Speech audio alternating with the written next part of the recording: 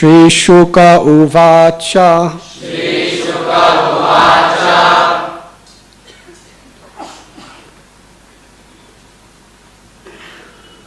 Kadachid otangnika kotu kalpave.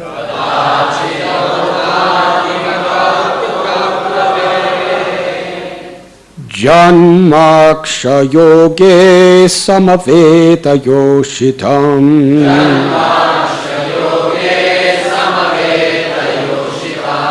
Vaditra Gita Dvijamantra Vachakais.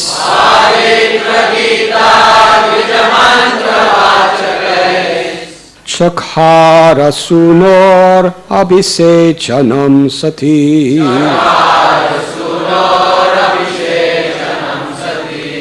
Sri Suka Uvacha.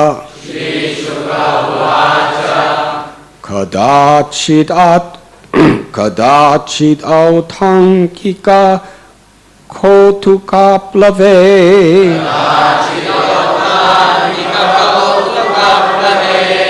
Janmaksha yoge samaveta yoshitam.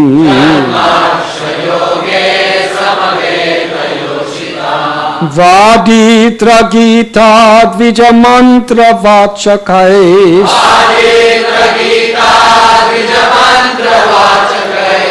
Shakhara Sunor Abhisechanam Sati. Sri Shuka Uvacha. Kadachit othanika kotuka plave.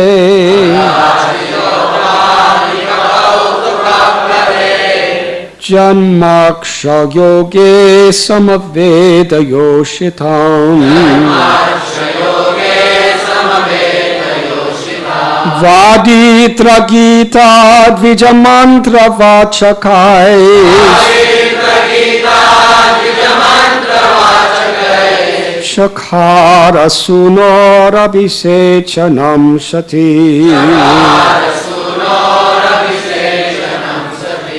Sri Shuka Uvacha. Kadachit othanika kotuka plave.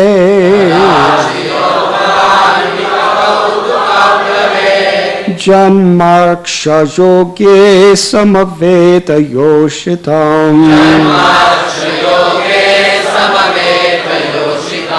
Vaditra Gita Dvijamantra Vachakais.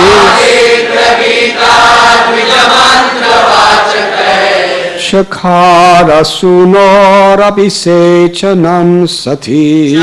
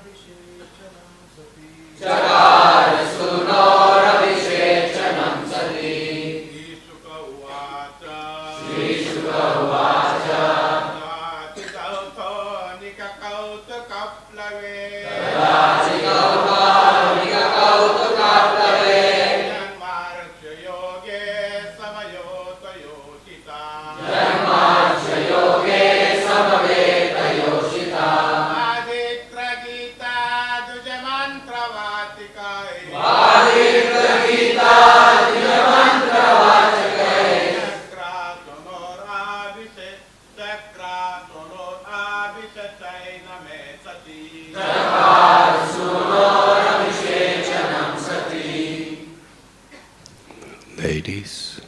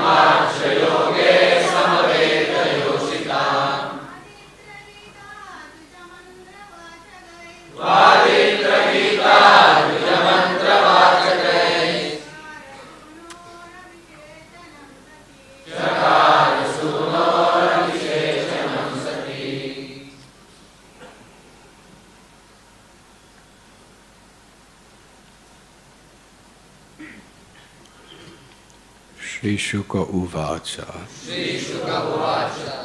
Shri Shuka Dev Goswami continued to speak. At the request of Maharaj Parikshit. Kadachit. At that time when Krishna was 3 months old. Otanika. Kotuka Aplave. When Krishna was 3 or 4 months old, and his body was developing, he attempted to turn around, and this pleasing occasion was observed with a festival and bathing ceremony. Janmariksha Yoge. At that time there was also a conjunction of the moon with the auspicious constellation Rohini. Samaveta Yoshitam. Among the assembled women and a ceremony of mothers. Vaditra Gita, different varieties of music and singing. Vijamantra Vachakai, with chanting of Vedic hymns by qualified Brahmins. Chakara, executed. Suno, of her son. Abhisechanam, the bathing ceremony. Sati, Mother Yashoda.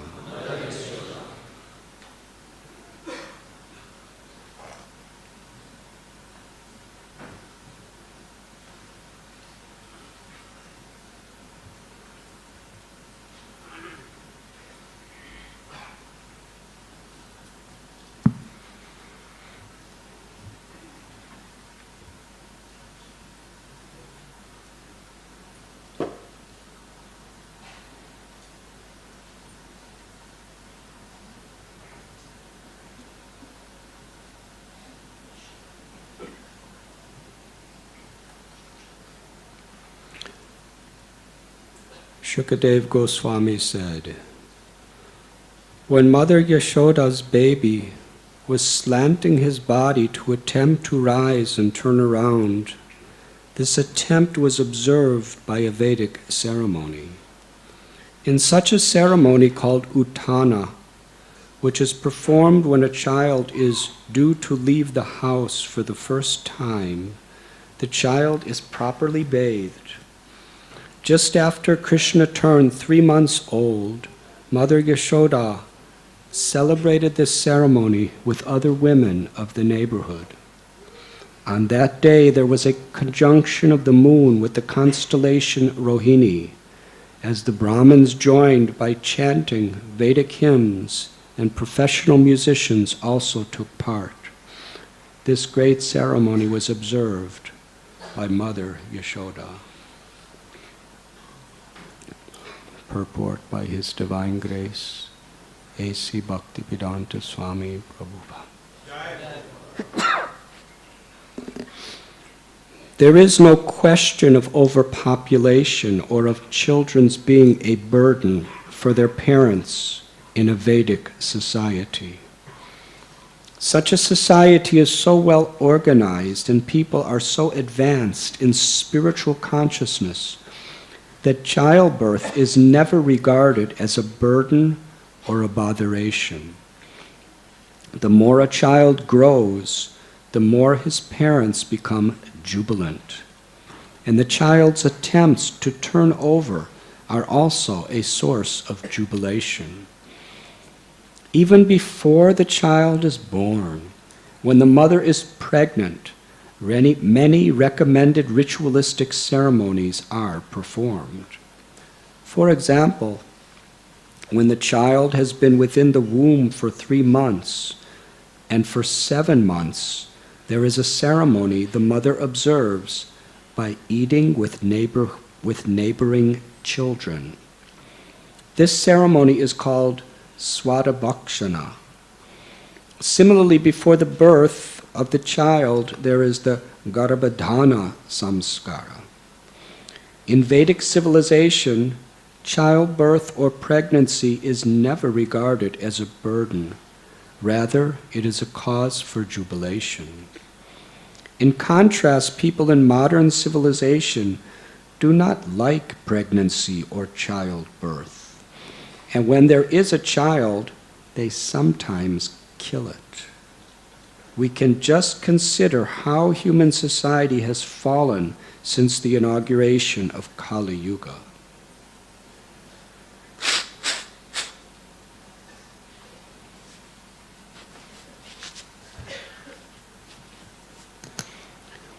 Although people still claim to be civilized, at the present moment, there is actually no human civilization, but only an assembly of 2-legged animals.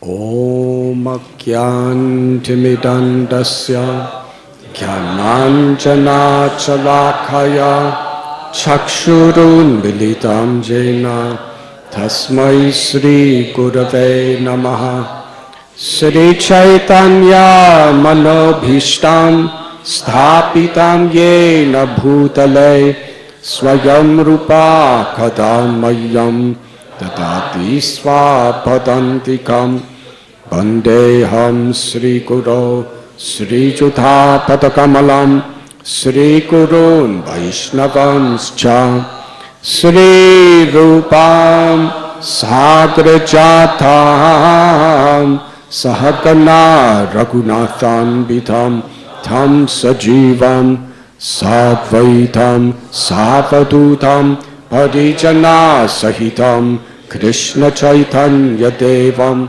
Sri Radha Krishna Padan Sahagana Lalita Sri Vishakan Vithamscha He Krishna Karuna Sindhu Dina Bandhu Jagatpate Gopesha Gopika Kanta Radha Kanta Namostate Tapta Kanchana Gaurangi Radhe Vrindavaneshwari Vrishabhanu Sute Devi Pranamami Hari Priye Vancha Kalpatarubhyascha Kripa Sindhubhya Evacha Patithanam Bhavanibhyo Vaishnavebhyo Namo Namaha Sri Krishna Chaitanya Prabhu Nityananda,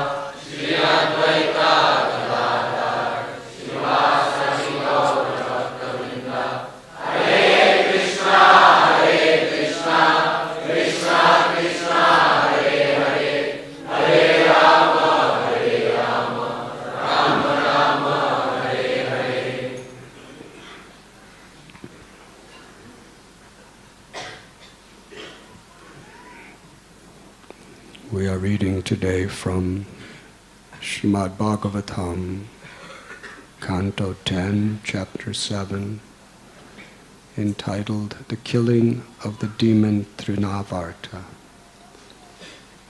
Text number 4.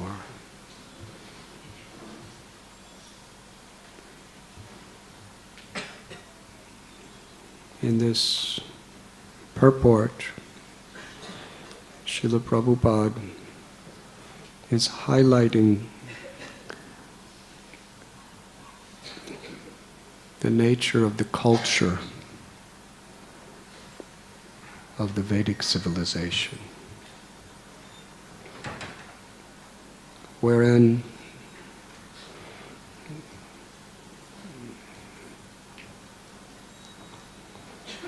the birth of a child was such a great celebration, and every aspect of the process of the birth of the child, from conception to the various phases of growing in the womb and the various phases of growing up after birth, were celebrated. The celebrations were both to express their actual joy and also to invoke blessings upon the child, to be free from any impediments toward a happy and prosperous life. Interestingly, sometimes devotees, in the name of becoming transcendentalists, lose their humanity. This is actually very common among all religions. In the name of being transcendental to the body, we become insensitive to the human condition. You're not this body. It's all Maya. That when a child is born, it's simply a disgusting product of sex life.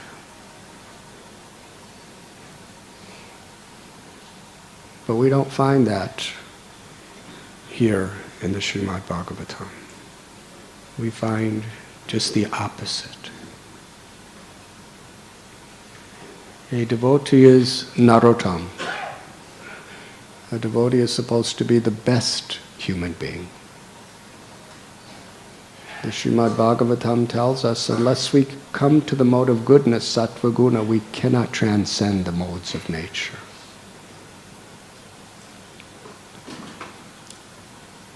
Sometimes we are conditioned by the modes of ignorance and passion, rajaguna and tamaguna.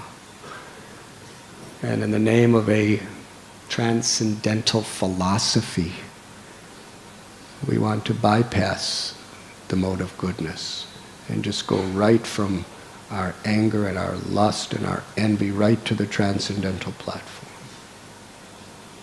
But there's a problem. It's not possible.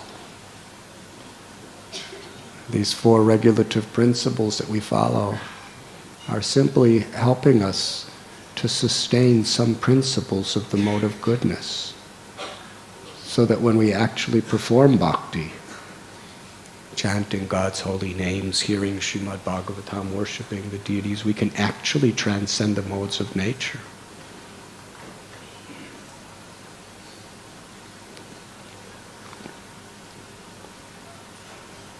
So being human is very much an integral part of being transcendental. And we find here this serious concern for this little baby's body and the soul within the body as well. It's not that because I am not this body and you are not this body that we can be cruel to each other. We're not this mind either. What it is, it's a very Maharaji, Haribo. What a good surprise. Bhaktivigyan Goswami Maharaj ki jai.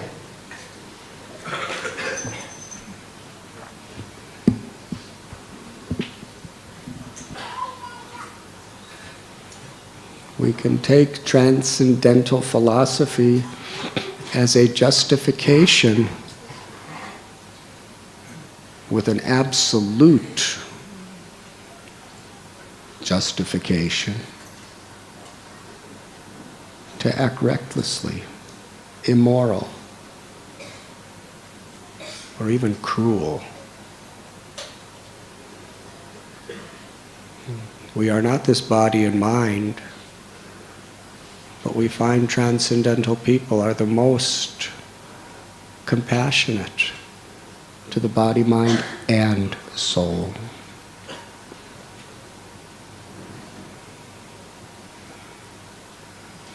I just came from Mayapur Dham.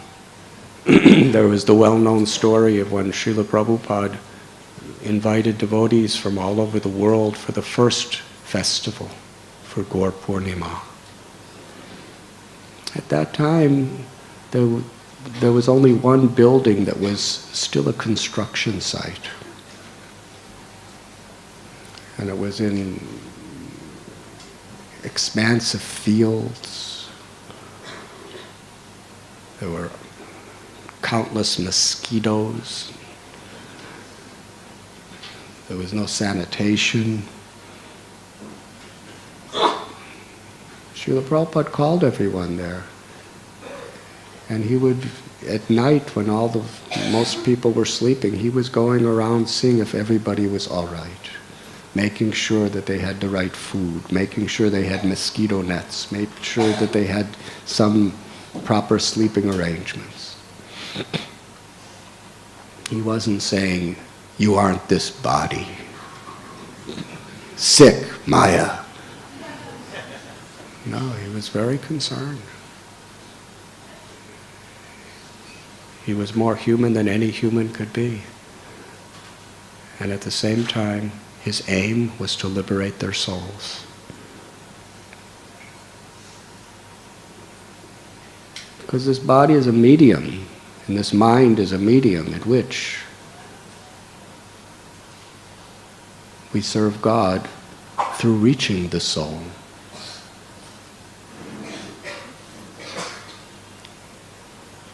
Because we have ears. The ears are material.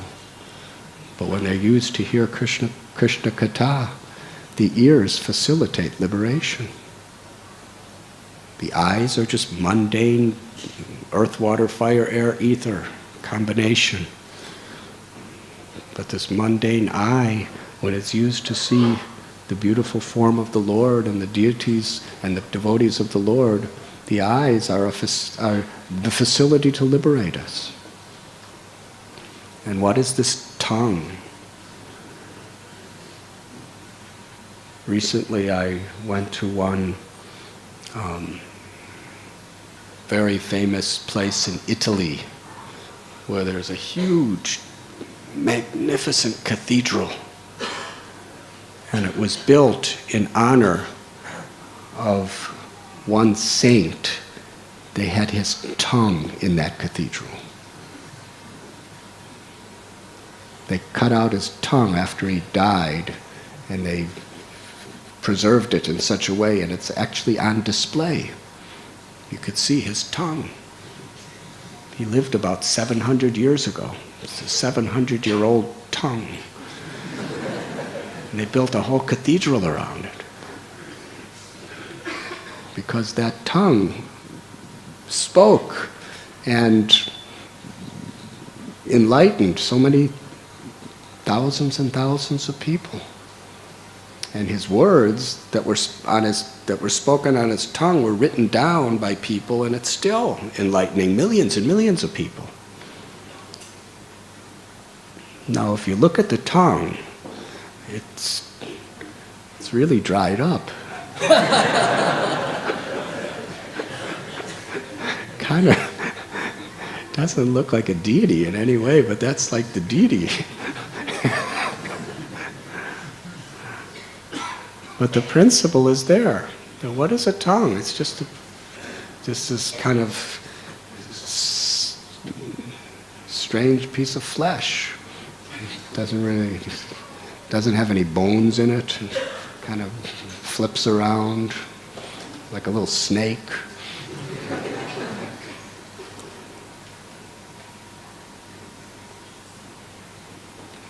Jive Biva Swami Tamate Deva Govinda Damodara Madhaveti. But the gopis, they are praying to their tongues. The tongue is just a physical object. But the gopis are offering a prayer to their tongue. Please taste the nectar of the names Govinda, Damodar, and Madhava.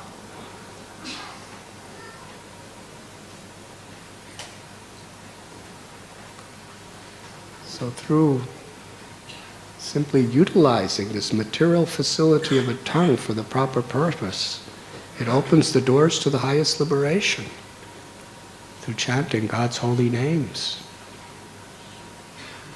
So a devotee sees the material body and sees the mind in this way. Yes, it is temporary, but at the same time, it is a wonderful facility given to actually connect our consciousness back to the eternal soul and to Krishna.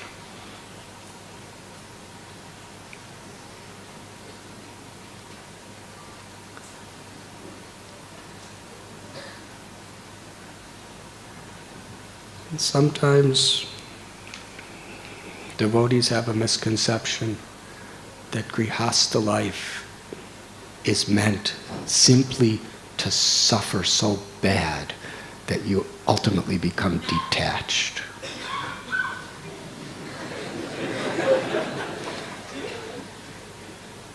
It's the way I was taught. That grihastha life is, getting married, having a husband, having a wife, having children, having a house. It's all so much botheration, so much trouble. The only purpose of it is to suffer so terribly that you become detached and join the brahmacharya ashram. And then your spiritual life can begin.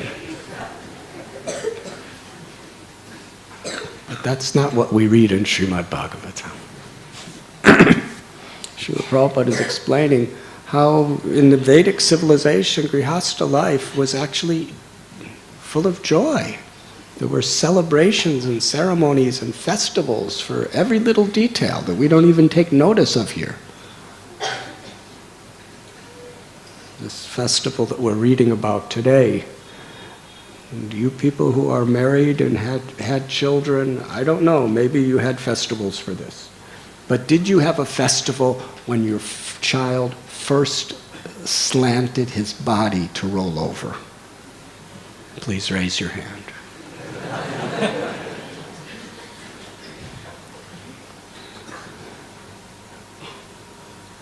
According to this purport, if you didn't, you're something like a two-legged animal.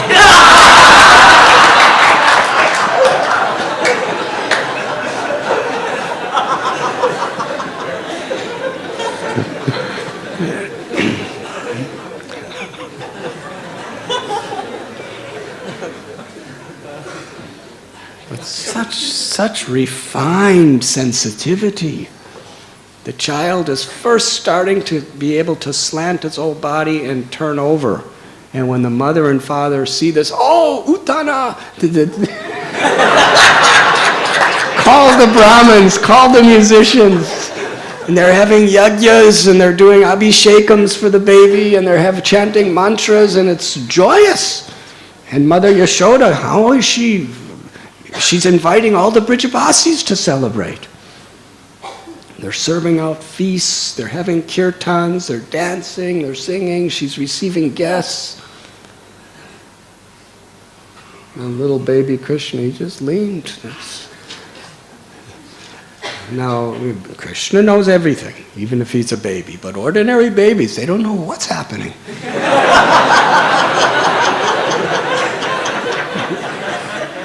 This little baby just leans, and all of a sudden there's music and dancing and feasts and yagyas and incredible. Everyone is so happy because the baby is getting blessed. So much love, so much affection, so much care. Of course, you know, that same type of civilization, when a devotee's sick, when a devotee's dying, you know, there's that same type of care to try to give inspiration to the person, to try to help the person. So here we find Yashoda Mai and Nanda Maharaj are having this beautiful festival. And little baby Krishna, he starts to yawn because he's very tired. Because he's only 3 months old. And Yashoda Mai, she sees that her child is tired. And she has such refined motherly love. She is Brajeshwari. She's the queen of Vrindavan, Brajarani, Yashoda Mai. Every single one of the countless people in Vrindavan, they're all willing to do everything and anything to serve the wishes of Nanda and Yashoda. Do you think it would have been difficult for Yashoda to find a babysitter? Because there's so many guests and she's taking care of everything, she could have just, she had a lot to do. She could have just taken the little baby and give it to some other gopi and said, you know, take care, I have to do things.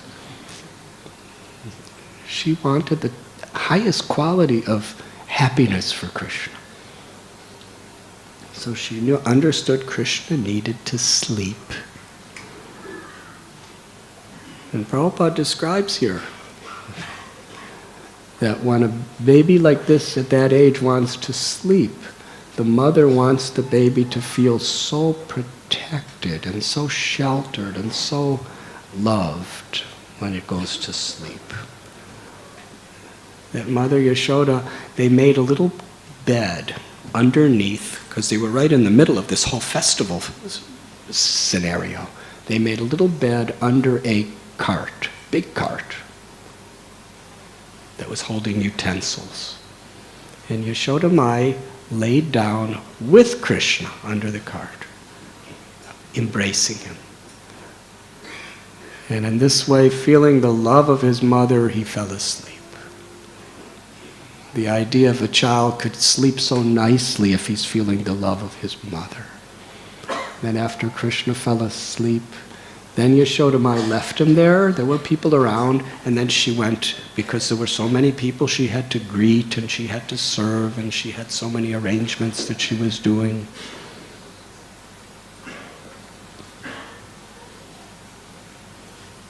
Interestingly,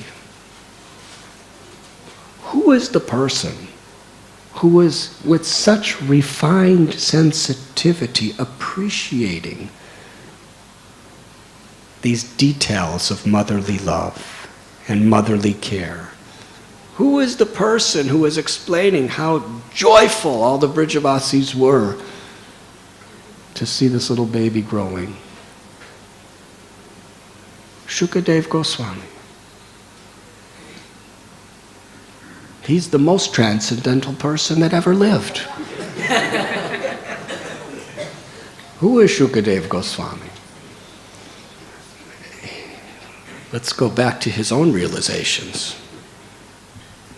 We're talking about here when a baby is in the womb of the mother at a certain stage, then the mother has a big feast and invites the neighborhood children and sits among the neighborhood children and eats with them.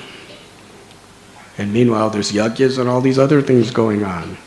Every stage to bless the child. Well, Shukadev Goswami, he knows he had quite an experience in the womb of his mother. He's the son of Vyasadeva. And he was Brahman realized from his conception. Can you imagine?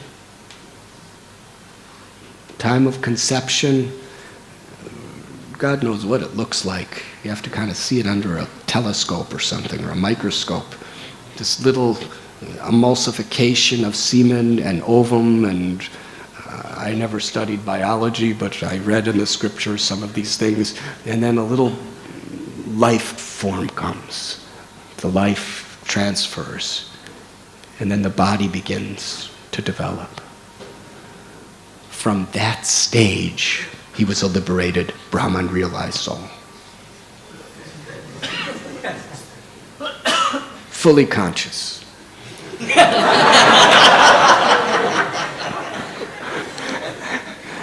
And then as he grew up in the womb, 1 month, 2 months, 3 months, he was meditating on Brahman. Even before he had hands or legs, he was meditating on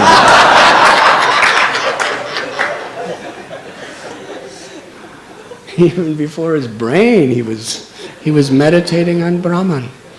And when it came to 9 months, when it's time for birth, which is kind of like liberation, because it's pretty boring in a womb. Think about it. You were in that womb. Everyone in this room laughing. You were there. If you're not careful, you'll do it again. It's pitch dark. There's no light in there. Yes? Total darkness. And not only is there total darkness, but your movements are so. Sometimes if you have a hurt back and you have to lay in a bed for 3 weeks, you think how miserable it is. Well, you were months in the womb and you're just kind of curled up. If your mother eats something that's too spicy, or if she gets acidity, then it burns you. You're helpless. You can't talk, you can't walk, you can't sit, you can't lay. You're just curled up. So birth is something that's very nice. You actually see the light. You can move around. You can start to eat stuff with your mouth. Now you're just eating through your navel. And I don't think the navel has any capacity to taste anything. So you don't even get to taste anything. Very difficult situation. So Shukadev Goswami, he understands that this world is so maya. It's so full of illusion. It's so full of entanglements. It's so full of dualities that I will be distracted. all the pleasures and exciting things that we are all so attracted to in this world, Shukadeva Goswami saw as distraction from his meditation on Brahman, on the spiritual light within himself. So he decided, I'm not going to leave the womb. I will live and I will die in the womb of my mother and never forget Brahman, the supreme truth. So he did. He had that power. No matter how much those natural winds that try to push the child down and out, he just sat there, curled up. And he was growing and growing. He remained in the womb of his mother for 12 years. Consider that, all of you mothers. 12 years. And he was the size of a 12-year-old child. And the father was his only son. He wanted to see him, but he wouldn't come out. He refused to come out. This is how transcendental Shukadeva Goswami said, because everything in the world is Maya. Distractions. And finally, Vyasadeva and even Krishna, they spoke the glories of Krishna. And Shukadeva Goswami understood that this sweetness, this taste of hearing about Krishna is better than mukti. He was already in the state of mukti. This is better. Prema, bhakti, is a higher platform of transcendental bliss than liberation and mukti. So he actually came out to render loving service of hearing and chanting the glories of the Lord. He was beyond liberation. Mukti said, when Sri Chaitanya Mahaprabhu was speaking with Sarvabhauma Bhattacharya. Sarvabhauma Bhattacharya, who was a very highly liberated person, who worshipped the impersonal, all-pervading, unmanifested Brahman his whole life, and was teaching even the greatest scholars the science of Gyan. Mukti was the ultimate object of everything he did. But after he tasted the sweetness of bhakti, love of God, he went to Lord Chaitanya and told him that Tatenu kampam susamikshamano, this famous verse, which tells that one who, even under very painful, difficult situations, remembers the Lord with a grateful heart and offers obeisances, that person alone, mukti is his rightful claim. So Sarvabhauma crossed out the name mukti and wrote bhakti, and wanted to show Lord Chaitanya, this is how you have affected me. And Lord Chaitanya said, I'm very happy with your sentiment, but you cannot change the words of the Srimad Bhagavatam. He said, I hate this word mukti after I've tasted the sweetness of bhakti. And Lord Chaitanya said, don't you understand? The perfection of mukti is prema. Mukti is to love God unconditionally. That's the highest developed realization of mukti. Mukti is perfect. Keep it as it is. So he did. This was Shukadeva Goswami. He had attained the impersonal, liberated state of mukti beyond nashochati, nakangshati. He had no desires, he had no lamentations. But after tasting the sweetness of Hari Katha, Hari Kirtan, Hari Smarana, that bhava, was so sweet. It was the most highly developed state of mukti. And he came out of his house, he was naked, 12 years old. Can you imagine? He didn't have to learn how to walk, he didn't have to learn how to talk, he was already. As soon as he was born, he just walked out.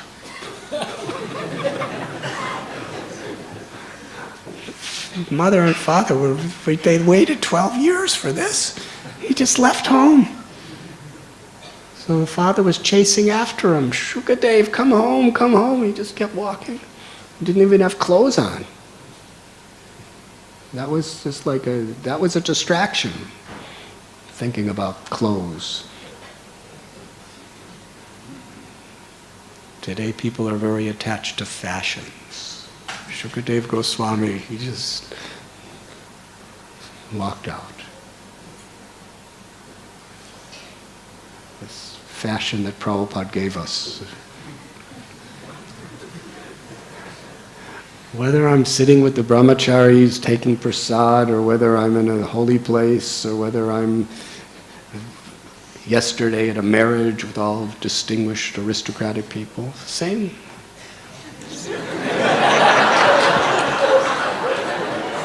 Doesn't matter, same fashion. It's so nice.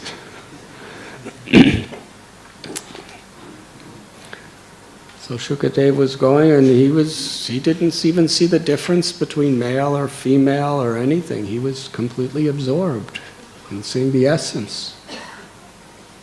And yet it is Shukadev Goswami, the topmost brahmachari, topmost sannyasi, Sukadev Goswami, the topmost renunciate, transcendentalist, one of the 12 Mahajans. It is he that is describing with so much ecstasy the different celebrations for the growth of little baby Krishna. And Srila Prabhupada, who is such a foremost representative of Shukadev Goswami, he's going into such beautiful details in the purport of what human civilization could be.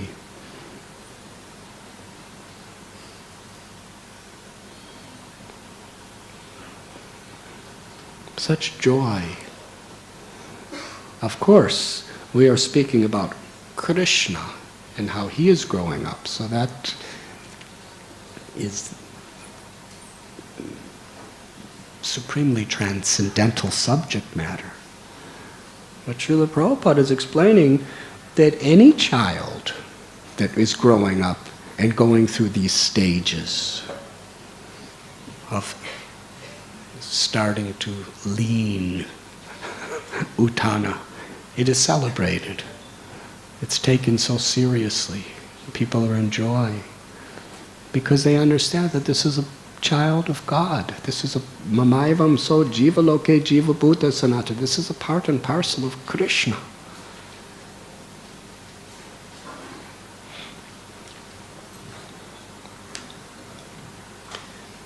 So Shukadev Goswami is describing this with so much affection. And not only that, he's considering it so important. Parikshit Maharaj only has about a day or two to live, and he's explaining these beautiful pastimes. So Yashoda Mai puts Krishna to sleep in such a way that he's feeling motherly love so dearly. And then she goes to serve all others. But Krishna wants to get her attention. And we're about to read in the coming verses what he does. But since most of you don't come to class during the week,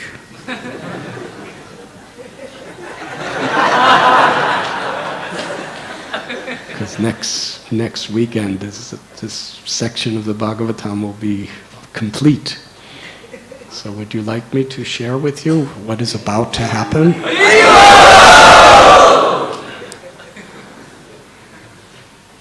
thank you. So Krishna cries. He cries for the milk of his mother. He's thirsty.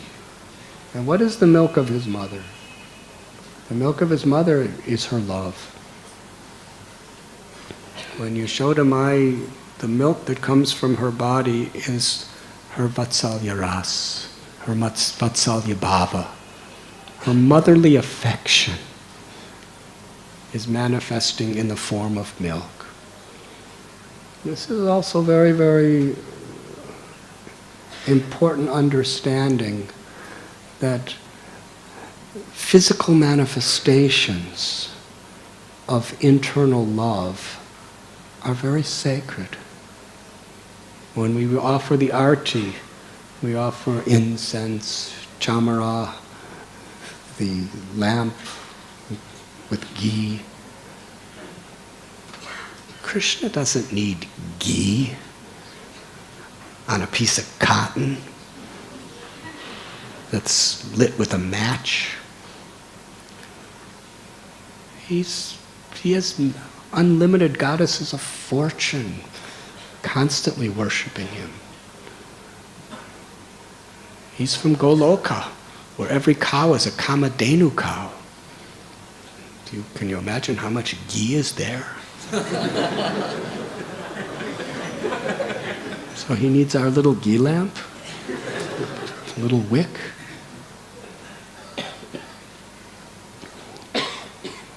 But they are expressions, they are manifestations of the internal feeling of our heart, our desire to serve him, our desire to love him. And those manifestations are sacred because they're expressions of bhakti, of love. Transformation of material elements into spiritual elements through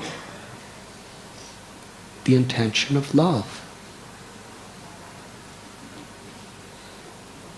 Building this temple. Whatever is there, the beauty is not in the wood or in the marble or in the cloth.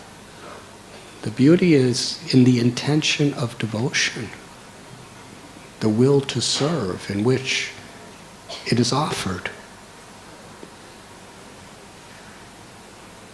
So for Yashoda Mai, she had such motherly love.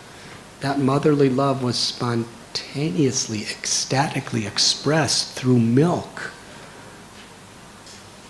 that she offered to little baby Krishna. Because at that time, that's all he ate. Of course, we know Krishna. That was all he was supposed to eat. And Krishna was crying for his mother's milk. He was hungry for her love. He was hungry for her devotion. And this is Krishna. He is Atmarama. He is completely self-satisfied. He's the proprietor of everything that exists. He's absolutely fully satisfied in himself. He's Satchit Ananda. Eternal, full of knowledge, full of bliss. Krishna does not need anything. But because he's Bhaktavatsal, he's Bhavagrahi. Krishna, he yearns to taste the sweetness of his devotees' love.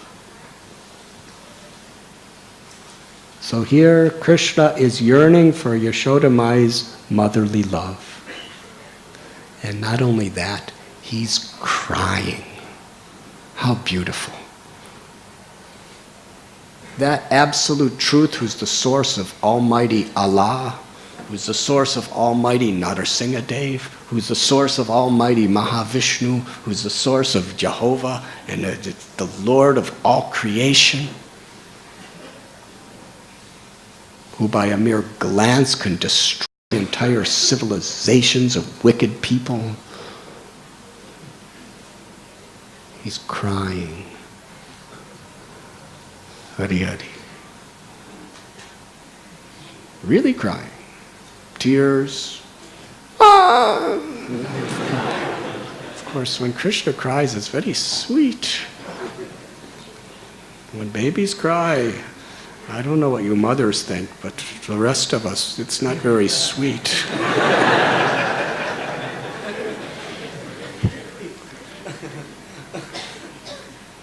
Srila Prabhupada said that certain things that interrupted his translations was doors slamming and babies crying. It's actually quite annoying, isn't it?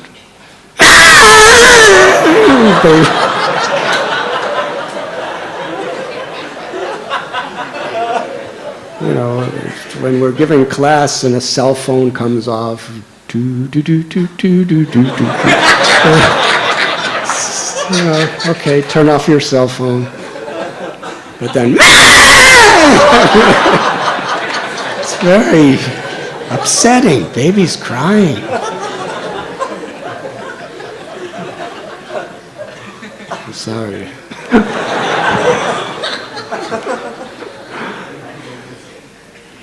But when Krishna cries, it's very sweet, it's melodious. When Krishna cries, it has the same effect as the sound of his flute. It doesn't sound like the flute, but it has the same effect of awakening so much love in our hearts. So Krishna's crying for the love of his mother. Not just wishing the love of his mother, crying for the love of his mother. This is the beauty of bhakti. Krishna cries for the love of his devotee. And the devotee cries for the love of Krishna. Srila Prabhupada said, the qualification for love of God is by offering tears. Tears of genuine yearning to love and serve Krishna. Tears that are imitation wash away the conclusions of the Vedas. But tears of the heart that genuinely yearn to love and serve the Lord nourish, like nothing else, they nourish the seed of devotion within our heart, the flower of prema. Vipralamba Seva. We read about how devotees cry for Krishna. And here we find Krishna crying for his devotee. But Yashoda Mai couldn't hear the crying. Why? Because there was so much music and so many mantras being chanted by Brahmins. So with his very delicate, tiny little 3-month-old baby foot, he kicked it, and kicked the massive cart that he was under. Somehow or other he just touched it. He just...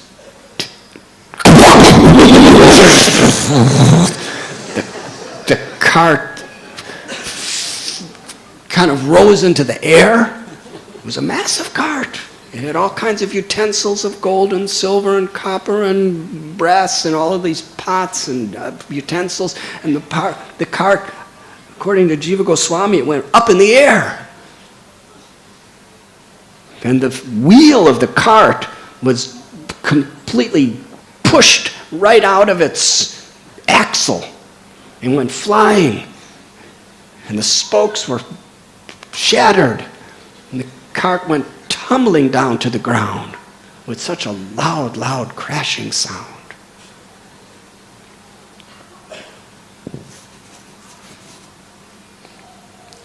There was an asura, a demon, named Shakata, who was a ghost. And ghosts are always trying to find some body to utilize because they have no gross body. They have subtle bodies full of desires and oftentimes very frustrated desires. And sometimes in their frustration, misery breeds company. People who are really miserable sometimes want to see other people miserable. So this Shakata was really miserable. He was evil. He wanted to kill, to destroy. He was an associate of Kamsa, who especially came there to kill Krishna. So this ghostly body entered into that cart for the purpose of killing Krishna. Krishna understood who he was. Little 3-month-old boy, but he knew everything. He kicked him.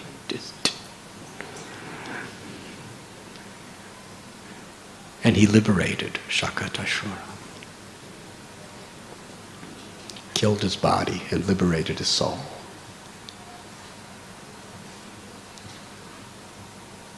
How was it done? So sweetly.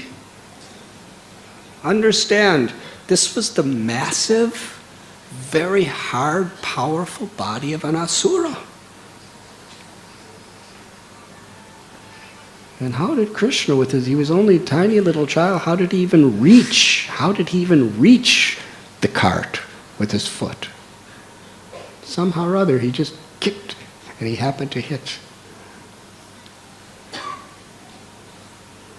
Vamanadev, when he wanted to pierce the universe, what did he do with his foot? He grew to such a size, massive size, that with one step he could cover half the universe. And Narasimhadev, when he wanted to pierce Hiranyakashipu, very hard, powerful nails.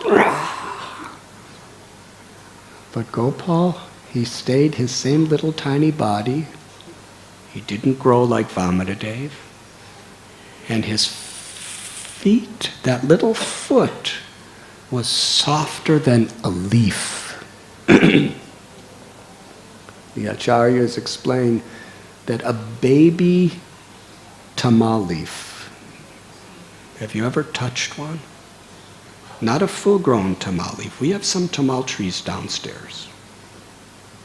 If you go to these tamal trees, if there's a brand new leaf just growing, just sprouting out of a twig, if you touch it, it's so smooth and so soft.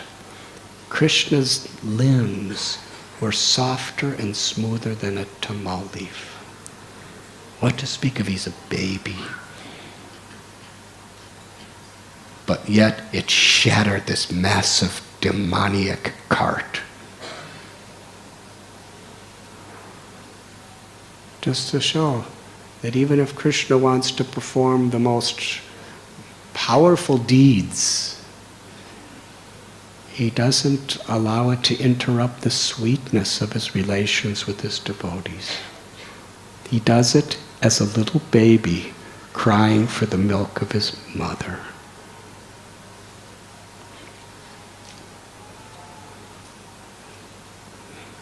The tumult of that sound attracted all the Brijavasis to come. And when they saw Krishna unharmed, right in the middle of a collapsed cart and all these very, very heavy pots and other sorts of objects, they couldn't believe he wasn't hurt. He just wanted his mother's milk. They were wondering what happened, and they were speculating in so many ways, how possibly could this have happened? And the little children who were watching Krishna, they said, we saw. Krishna cried and he kicked the cart and the whole cart fell. And the older gopis and gopas said, impossible. How could little baby Krishna's soft little foot break this massive cart? So they began to perform other types of yajnas. First they were performing yajnas to celebrate his rolling over, and now they're changing it over to do yajnas to protect the child from evil influences that may be upon him, to protect him. So So in every sense, they're constantly offering blessings, invoking blessings. And Thakur Bhakti Vinod says that this Shakatashura represents the ghost of the previous tendencies that we have. Very dangerous. Just like a ghost haunts one. Similarly, before we come to the path of bhakti, we have certain previous attachments and tendencies to enjoy certain things, to be averse to certain things, to be addicted to certain things. And what happens is after we become Krishna conscious, after we start practicing bhakti, when we first start, the inertia and of the initial enthusiasm, we kind of forget these things. But oftentimes what happens is after a while, these ghosts come back to get us. Hari Hari. These tendencies start trying to haunt us.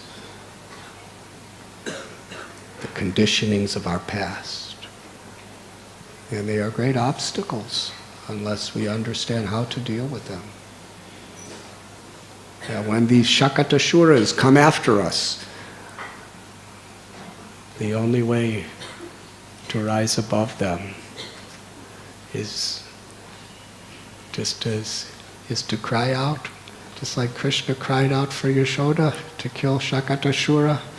So similarly, we must cry out for Krishna to come with his soft, beautiful lotus-like feet, in his name, in his pastimes, in his beautiful deity form, in the form of serving his loving devotees, in the form of showing compassion to the conditioned souls, in the form of prayer. The 9 processes of devotional service are there, especially the chanting of the holy names, if we take shelter. Then Krishna will appear to rescue us from our previous bad habits. In this way, as Krishna cried for his devotee, when Shakatashura is all around us, we cry out for Krishna.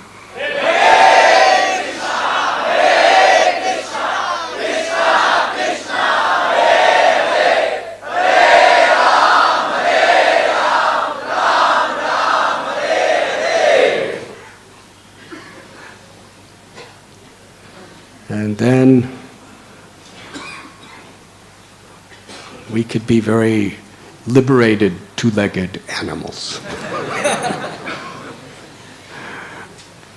Chaitanya Mahaprabhu, he was making four-legged animals, pure devotees of the Lord, in the Jarikanda forest. But this is a very important verse and a very important purport. It teaches us what we must be on guard of. We must be on guard of insensitivity to our own past habits and insensitivity toward our own anarthas.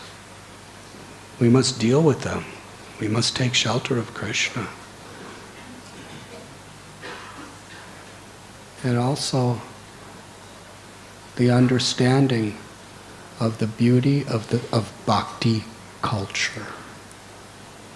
How it should make us the most refined, sensitive, cultured human beings while being transcendental. Honor, respect, love for people, joy on the various stages of life that are there within civilization, but at the same time never losing focus on the eternal soul and on the super soul, Krishna. Thank you very much. there any questions? We have time for one or two questions. Yes, Prabhu.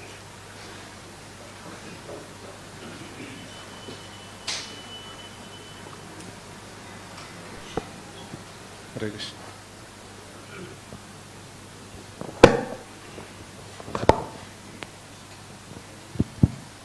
Hare Krishna. Hare Krishna Maharaj. Hari Hari. Maharaj, when the non-devotees, they have to witness the non-human or insensitive behavior of the devotees, it, as a devotees, maybe over a period of time, you get used to it.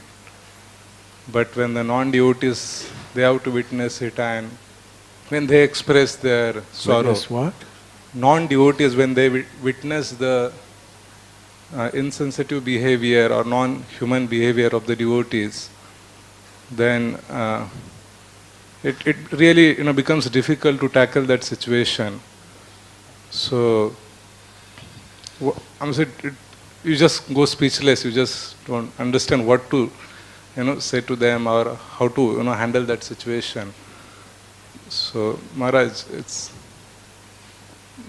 how to tackle it when you are put in such a situation when the non-devotees witness such a behavior of the devotees, and when it becomes very difficult for them to take it.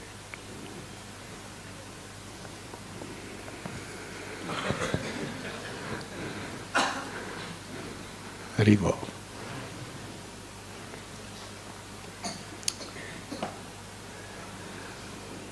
Best thing to do is be an example in your own life.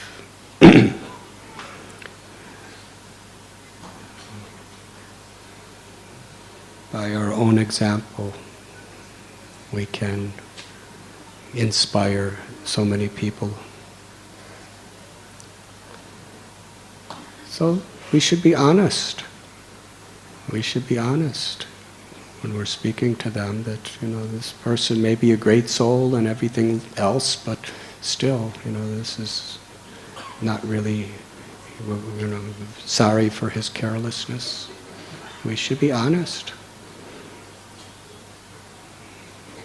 And at the same time, we should exemplify these divine virtues ourselves in our own life.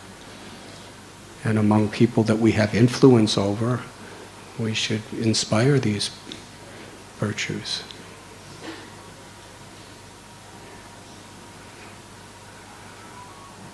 Does that answer your question? Hare Krishna. Thank you very much. Srila Prabhupada ki jai. Radhanath Swami Maharaj ki